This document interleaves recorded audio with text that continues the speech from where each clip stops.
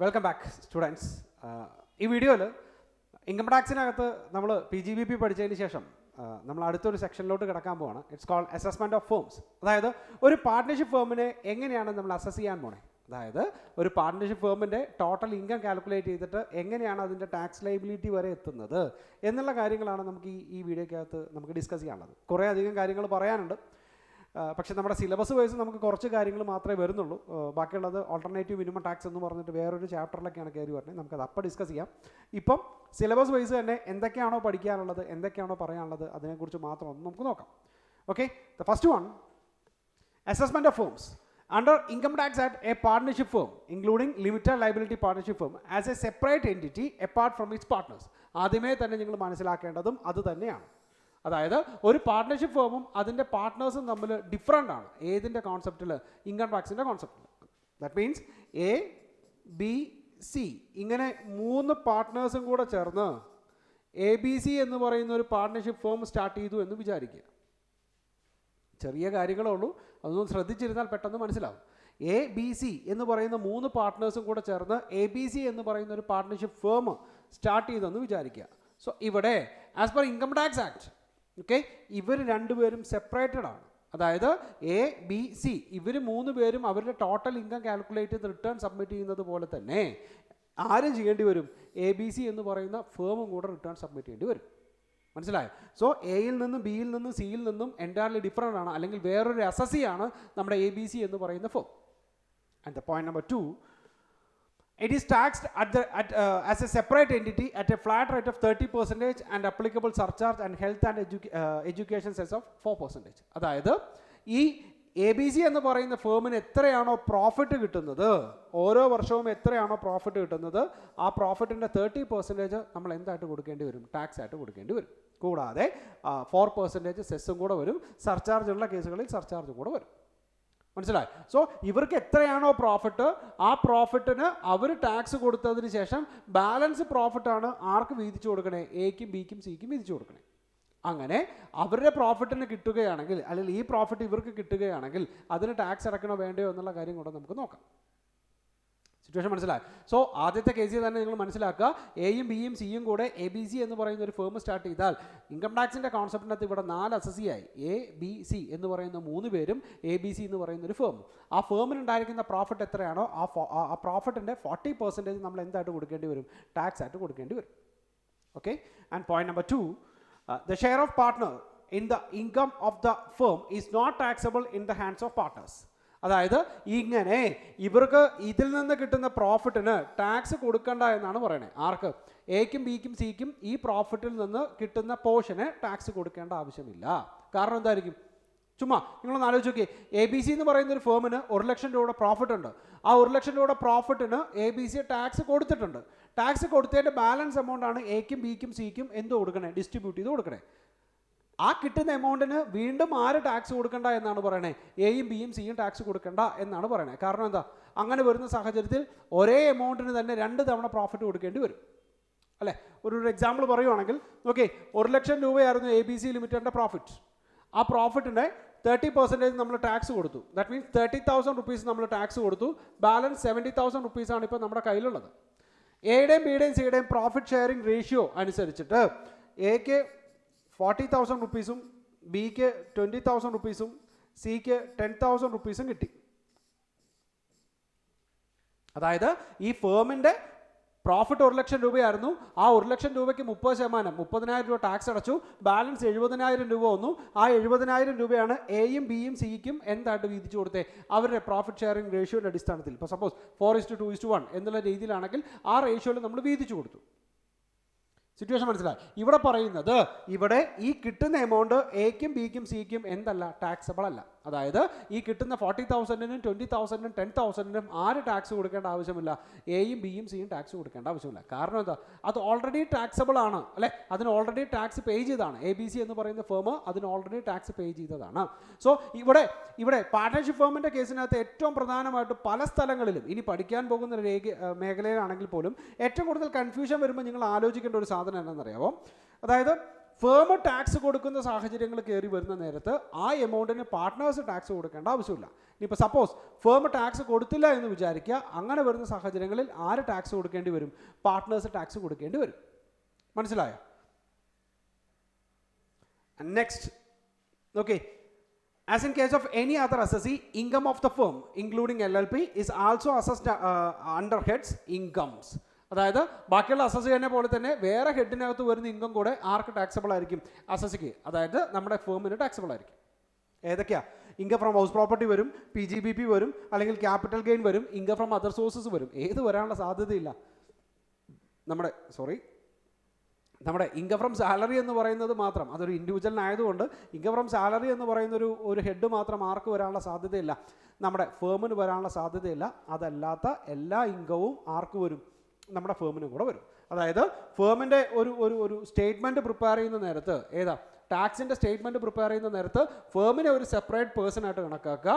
എന്നിട്ട് ഫേമിന് ബിസിനസ്സിൽ നിന്നും, ഹൗസ് പ്രോപ്പർട്ടിയിൽ നിന്നും, ക്യാപിറ്റൽ ഗെയിനിൽ നിന്നും, അതർ സോഴ്സിൽ നിന്നൊക്കെ എത്ര എമൗണ്ട് ആണോ ടാക്സ് ആയിട്ട് കിട്ടിയിരിക്കണേ അല്ലെങ്കിൽ ഇൻകം ആയിട്ട് കിട്ടിയിരിക്കണേ എന്ന് നോക്കുക. ആ ഇൻകം എല്ലാം കൂടെ ആഡ് ചെയ്യുക, നമുക്ക് ടോട്ടൽ ഇൻകം കിട്ടും. ഡിഡക്ഷൻസ് എന്തെങ്കിലും മൈനസ് ചെയ്യാനുണ്ടെങ്കിൽ ആ എമൗണ്ട് ഓഫ് ഡിഡക്ഷൻസ് എല്ലാം നമുക്ക് മൈനസ് ചെയ്യാം. അപ്പം നമുക്ക് നെറ്റ് ടാക്സബിൾ ഇൻകം കിട്ടും. ആ കിട്ടുന്ന ടാക്സബിൾ ഇൻകത്തിൻ്റെ 30% നമ്മൾ എന്തായിട്ട് അടയ്ക്കുക? ഇൻകം ടാക്സ് ആയിട്ട് അടയ്ക്കുക. ഓക്കെ, സർചാർജ് ഉണ്ടെങ്കിൽ സർചാർജ് അടയ്ക്കണം, സെസ് ഉണ്ടെങ്കിൽ സെസ് അടയ്ക്കണം. ബാലൻസ് പ്രോഫിറ്റ് എത്രയാണോ വരുന്നത് ആ പ്രോഫിറ്റ് ഈ പറയുന്ന ABC എന്ന് പറയുന്ന അല്ലെങ്കിൽ ആ ഫേമിൻ്റെ പാർട്ട്നേഴ്സിന് വീതിച്ചു കൊടുക്കുക. മനസ്സിലായി? ഇനി ആ ഫേമിൻ്റെ പാർട്ട്നേഴ്സിന് കിട്ടുന്ന എമൗണ്ടിന് ആ പാർട്ട്നേഴ്സ് എഗെയിൻ എന്ത് കൊടുക്കേണ്ട ആവശ്യമില്ല? ടാക്സ് കൊടുക്കേണ്ട ആവശ്യമില്ല. മനസ്സിലായോ? സോ ഇത്രയാണ് ബേസിക്കലി നമ്മുടെ ഫേമിൻ്റെ ഒരു ടാക്സിൻ്റെ പോർഷനായിട്ട് പറഞ്ഞേ. പക്ഷേ ഇവിടെ അത് മാത്രമല്ല, നമുക്ക് ഓരോന്നായിട്ടും കൊണ്ട് ഡിസ്കസ് ചെയ്യാനുണ്ട്. നമുക്ക് നോക്കാം. ഡിഡക്ഷൻ, അതായത് അസസ്മെന്റ് ഫേമിനകത്ത് ഏറ്റവും പ്രധാനമായിട്ട് പറയുന്ന ഒരു കാര്യമാണ് deduction under section 40 close B എന്ന് പറയുന്ന സാധനം. അതായത് ഇപ്പോൾ നിങ്ങൾ ആലോചിച്ച് നോക്കിയേ, നിങ്ങൾക്ക് PGBP പ്രകാരം ഹെഡ് ഉണ്ടെന്ന് വിചാരിക്കുക. മനസ്സിലായി? അതായത് ഇവിടെ പറയുന്ന ABC എന്ന് പറയുന്ന ഒരു ഫേമാണ്. ഈ ഫേമിന് PGBP പ്രകാരം ഒരു എന്താ പറയുക, ഒരു ഇൻകം ഉണ്ടെന്ന് വിചാരിക്കുക. നമ്മൾ നെറ്റ് പ്രോഫിറ്റ് കാൽക്കുലേറ്റ് ചെയ്യുന്നു. നെറ്റ് പ്രോഫിറ്റ് കാൽക്കുലേറ്റ് എന്ന് വെച്ചാൽ നമ്മൾ PGBPക്കകത്ത് എന്താണോ പഠിച്ചത് അതേ സാധനം തന്നെ ഇവിടെയും അപ്ലൈ ചെയ്യണം. അതായത് നമ്മുടെ ഫിനാൻഷ്യൽ അക്കൗണ്ട്സ് പ്രകാരമുള്ള നെറ്റ് പ്രോഫിറ്റ് എടുക്കുക. ആ നെറ്റ് പ്രോഫിറ്റിൽ നിന്ന് നമുക്ക് എന്ത് ചെയ്തുകൊണ്ടിരിക്കുക? ഫിനാൻഷ്യൽ പ്രകാരമുള്ള നെറ്റ് പ്രോഫിറ്റിൽ നിന്ന് നമ്മൾ സെക്ഷൻ 28 തൊട്ട് നമ്മളൊരു 36 വരെയൊക്കെ കുറേ കാര്യങ്ങൾ നമ്മൾ ഡിസ്കസ് ചെയ്തായിരുന്നു അല്ലേ? ആഡ് ചെയ്യേണ്ടതെല്ലാം ആഡ് ചെയ്ത്, ലെസ് ചെയ്യേണ്ടതെല്ലാം ലെസ് ചെയ്ത്, അങ്ങനെ എല്ലാ കാര്യങ്ങളും ചെയ്ത് ഏത് കാൽക്കുലേറ്റ് ചെയ്യുക? നമ്മുടെ ഇൻകം ടാക്സ് പ്രകാരമുള്ള നെറ്റ് പ്രോഫിറ്റ് കാൽക്കുലേറ്റ് ചെയ്യുക. ഇവിടെ പറയുന്ന ഒരു അഡീഷണൽ ഡിഡക്ഷൻ ആണ്. അതായത് ആ പറഞ്ഞിരിക്കുന്ന എല്ലാ ഡിഡക്ഷൻസും നിങ്ങൾക്ക് കിട്ടും. PGBP എന്ന് പറയുന്ന ഹെഡിനകത്ത് പറഞ്ഞിരിക്കുന്ന എല്ലാ എലമെൻസും എല്ലാ ഡിഡക്ഷൻസും എല്ലാം നിങ്ങൾക്ക് ഇവിടെ അവൈലബിൾ ആയിരിക്കും. പക്ഷേ അത് കൂടാതെ ഇവിടെ ഒരു അഡീഷണൽ ഡിഡക്ഷനും കൂടെ വരും. അതിനെയാണ് സെക്ഷൻ 40B പ്രകാരം നമ്മൾ ഇനി പഠിക്കാനുള്ളത്. മനസ്സിലായി? സോ ഫേമിൻ്റെ കേസ് ആലോചിക്കുമ്പോൾ തന്നെ മനസ്സിലാക്കുക, PGBPക്കകത്ത് പറഞ്ഞിരിക്കുന്ന എല്ലാ ഡിഡക്ഷൻസും, എല്ലാ അലവബിൾ എക്സ്പെൻസും, എല്ലാ ഡിസലവബിൾ എക്സ്പെൻസും, അതർ ഇൻകംസും, ആ പറയുന്ന റൂള് കാര്യങ്ങളെല്ലാം സെയിം ആണ്. മനസ്സിലായി? PGBPക്കകത്ത് പഠിച്ചിരിക്കുന്ന എല്ലാ കാര്യങ്ങളും സെയിം ആണ്. പക്ഷേ ഇവിടെ അഡീഷണലി ഏതും കൂടെ വരും? ഒരു ഡിഡക്ഷനും കൂടെ കയറി വരും.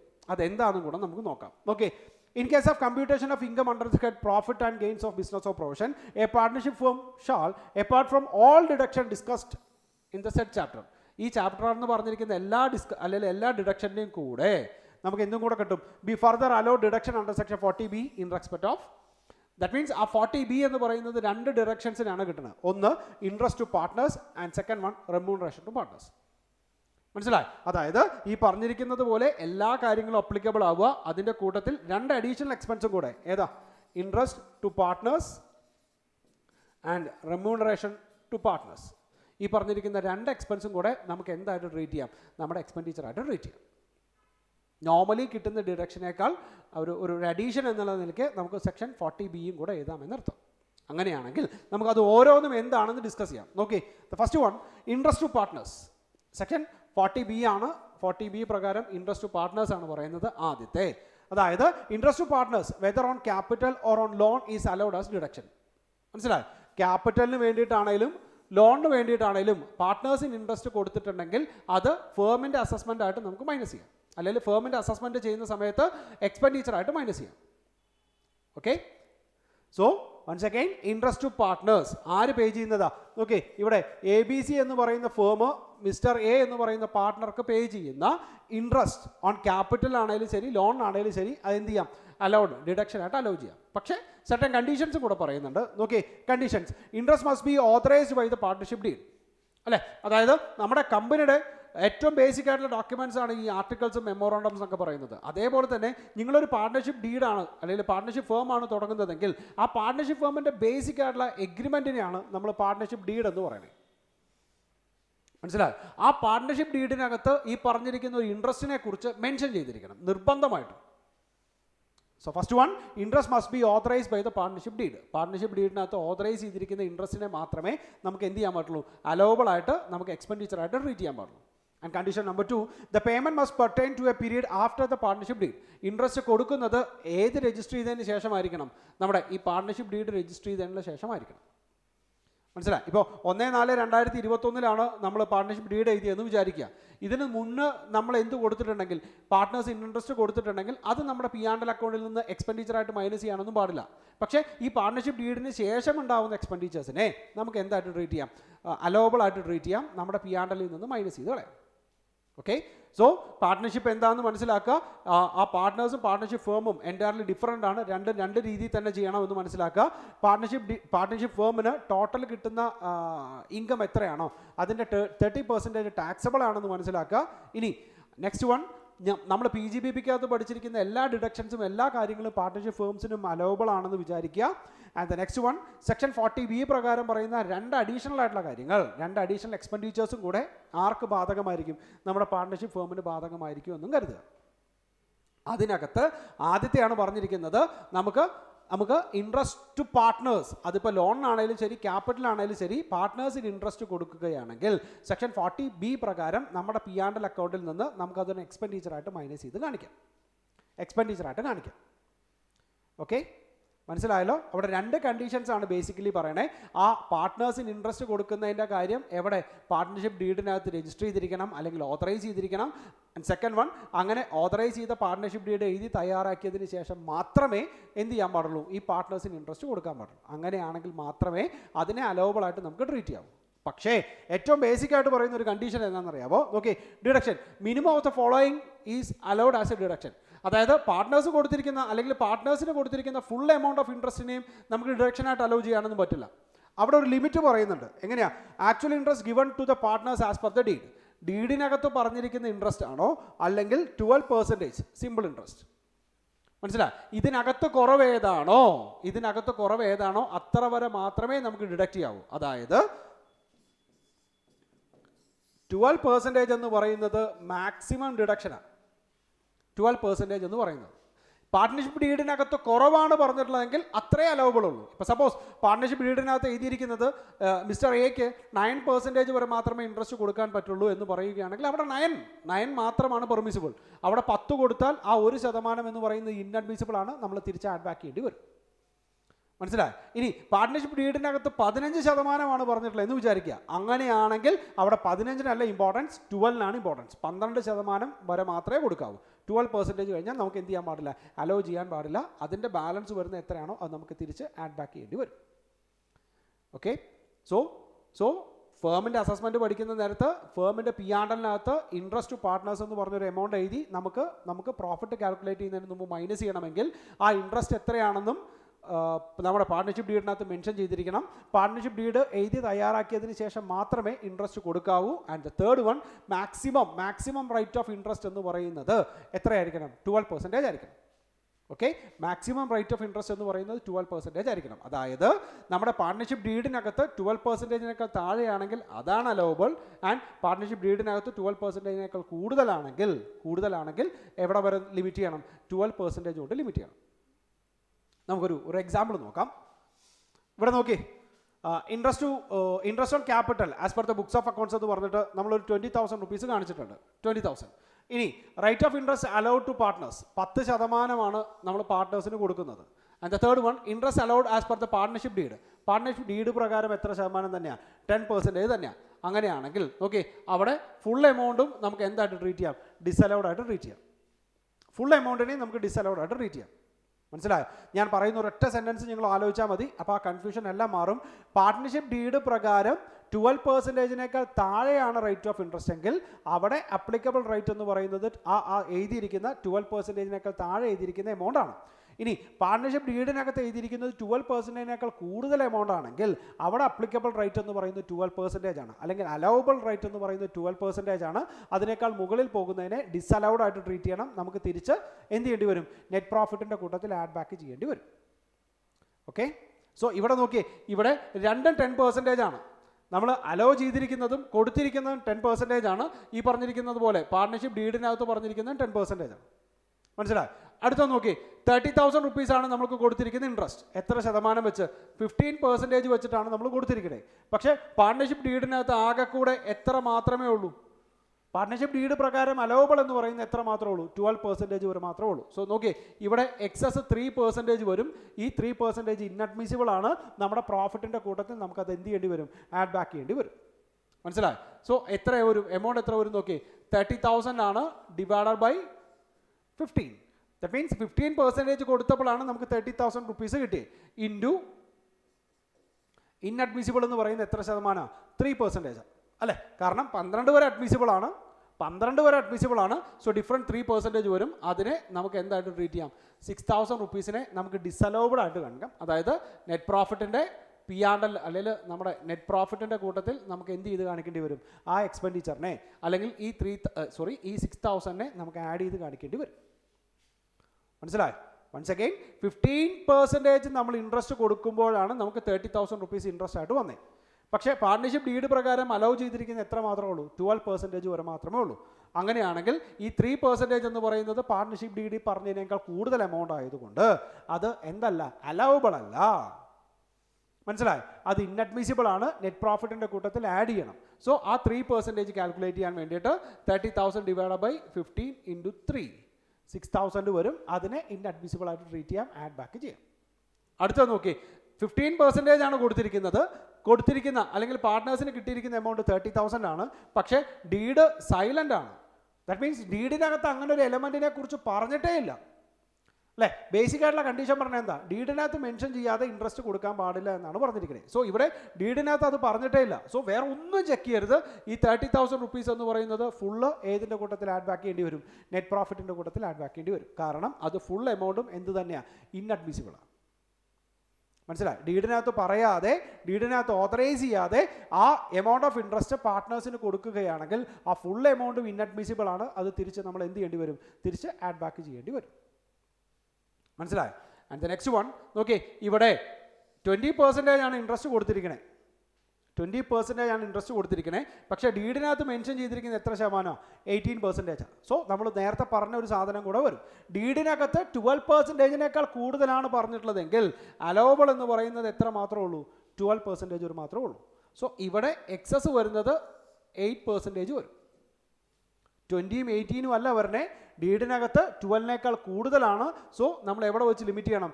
12% വെച്ച് ലിമിറ്റ് ചെയ്യണം. സോ നോക്കിയേ, ഇവിടെ 20% ഉള്ള സമയത്ത് 30,000 ആണ് കൊടുത്തത്. സോ ഡിഫറൻസ് എത്ര വരും?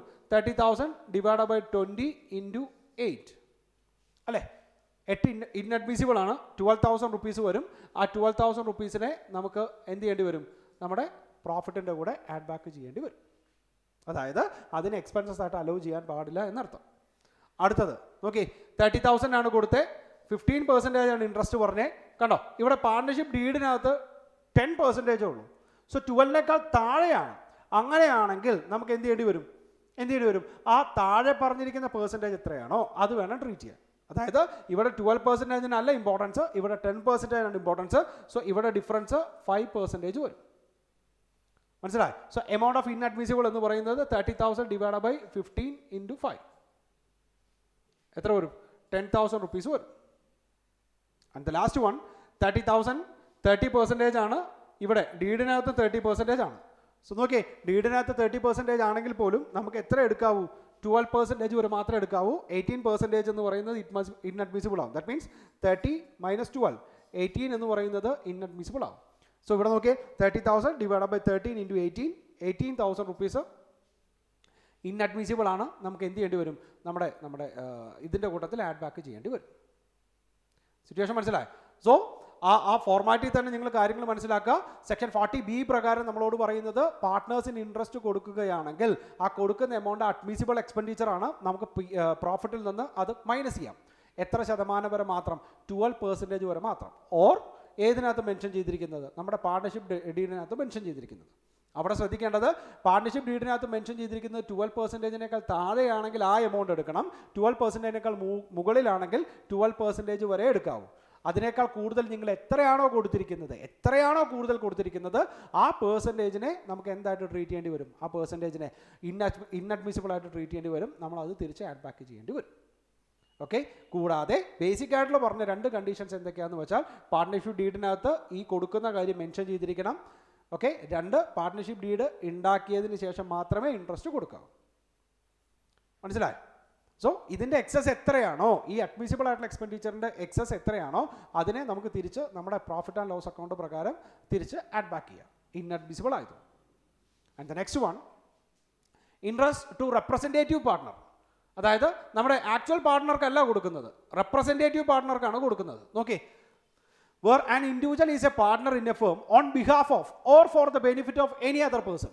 ഒരാൾക്ക് വേണ്ടിയിട്ടാണ് ഇങ്ങനെ ഒരു പാർട്ണറായിട്ട്, അല്ലെങ്കിൽ ഒരാളുടെ റെപ്രസെൻറ്റേറ്റീവ് ആയിട്ടാണ് ഇങ്ങനെ പാർട്ണറായിട്ട് അപ്പോയിൻറ്റ് ചെയ്തിരിക്കുന്നത്, അല്ലെങ്കിൽ ഇങ്ങനെ പാർട്ണറായിരിക്കുന്നത്. മനസ്സിലായി? ABC എന്ന് പറയുന്ന 3 പേരുടെ പാർട്ട്നേഴ്സിനകത്ത് എക്ക് എന്തൊക്കെയോ സാഹചര്യങ്ങൾ കൊണ്ട് വയ്യാതെ ആയപ്പോൾ മിസ്റ്റർ ഡീനെ എയുടെ റെപ്രസെൻറ്റേറ്റീവ് പാർട്ണറായിട്ട് അപ്പോയിൻറ്റ് ചെയ്തു. സോ അവിടെ എയുടെ ബെനിഫിറ്റിന് വേണ്ടിയിട്ടാണ് ഡി നിൽക്കുന്നതെങ്കിൽ ആ ഡീനെയാണ് നമ്മൾ എന്തെന്ന് പറയണേ? റെപ്രസെൻറ്റേറ്റീവ് പാർട്ണർ എന്ന് പറയണേ. മനസ്സിലായി? Okay. He is termed as a representative partner. ഇനി treatment, interest to representative partner. ഇവിടെ എക്കല്ല കൊടുക്കുന്നത്, ഡിക്കാണ് ഇൻട്രസ്റ്റ് കൊടുക്കുന്നതെങ്കിൽ, റെപ്രസെൻറ്റേറ്റീവ് പാർട്ണേഴ്സിനാണ് ഇൻട്രസ്റ്റ് കൊടുക്കുന്നതെങ്കിൽ എന്ത് വരും എന്നാണ് നോക്കണേ. Okay. Interest paid by a firm to such individual as partner in a representative capacity and to the person so represented shall be governed by section 40B. മനസ്സിലായി? അങ്ങനെ കൊടുക്കുന്ന റെപ്രസെൻറ്റേറ്റീവ് പാർട്ട്നേഴ്സിന് കൊടുക്കുന്ന ആ എമൗണ്ട് ഏതിൻ്റെ അണ്ടറിൽ വരും എന്നാണ് പറയണേ? സെക്ഷൻ 40 സബ്സെക്ഷൻ ബിക്കകത്ത് വരും എന്നാണ് പറയുന്നത്. ദാറ്റ് മീൻസ് നോർമലി ചെയ്ത പോലെ തന്നെ കാര്യങ്ങൾ ഇതിനകത്തും വരും. And not govern by section 40B. അതായത് interest paid by a firm to such individual otherwise than as a partner in a representative capacity. ഏത് പ്രകാരമല്ല? ഈ പറയുന്ന റെപ്രസെൻറ്റേറ്റീവ് കപ്പാസിറ്റി പ്രകാരമുള്ളതല്ലെങ്കിൽ shall not be govern by section 40B but section 30 അല്ലെങ്കിൽ section 36 പ്രകാരം നമുക്കത് deduction ആയിട്ട് കിട്ടും. ഏതിൻ്റെ കാറ്റഗറിയിൽ വരില്ല? ഈ പറയുന്ന സെക്ഷൻ 40Bക്കകത്ത് വരില്ല. സോ ഓർത്തിരിക്കുക, റെപ്രസെൻറ്റേറ്റീവ് പാർട്ണർ ആണെങ്കിൽ നോർമൽ കേസിനകത്ത് പാർട്ട്നേഴ്സിനെ ചെയ്യുന്നത് പോലെ തന്നെ സെക്ഷൻ 40B എന്ന് പറയുന്നത് അപ്ലിക്കബിൾ ആയിരിക്കും. ഇനി നോൺ റെപ്രസെൻറ്റേറ്റീവ് ആണ്, അങ്ങനെ ഒരു റെപ്രസെൻറ്റേറ്റീവിന് വേണ്ടിയിട്ടല്ല, അല്ലെങ്കിൽ വേറൊരാളുടെ ബെനിഫിറ്റിന് വേണ്ടിയിട്ടല്ല എന്നുള്ള രീതിയിൽ വരിക. അങ്ങനെ വരുന്ന സ്ഥലത്ത് സെക്ഷൻ 40B അപ്ലിക്കബിൾ അല്ല, പകരം സെക്ഷൻ 36 അപ്ലിക്കബിൾ ആയിരിക്കും. മനസ്സിലായി? സോ ഇത്രയും കാര്യങ്ങളാണ് നമുക്ക് ഏതിനകത്ത് ഡിസ്കസ് ചെയ്യാനുള്ളത്? നമ്മുടെ പാർട്ണർഷിപ്പ് ഫേമിനകത്ത് ഡിസ്കസ് ചെയ്യാനുള്ളത്. നിങ്ങൾ ആ ഒരു രീതിക്ക് തന്നെ പഠിച്ചു വെക്കാൻ വേണ്ടിയിട്ടാണ് പാർട്ട്നേഴ്സും പാർട്ണർഷിപ്പ് ഫേമും തമ്മിലുള്ള ഡിഫറൻസ് മനസ്സിലാക്കുക. പാർട്ണർഷിപ്പ് ഫേമിന് 30% ടാക്സ് കൊടുക്കേണ്ടതെന്ന് മനസ്സിലാക്കുക. PGBPക്കകത്ത് പറഞ്ഞിരിക്കുന്ന എല്ലാ പ്രൊവിഷൻസും പാർട്ണർഷിപ്പ് ഫേമിനും കൂടെ ബാധകമാണെന്ന് മനസ്സിലാക്കുക.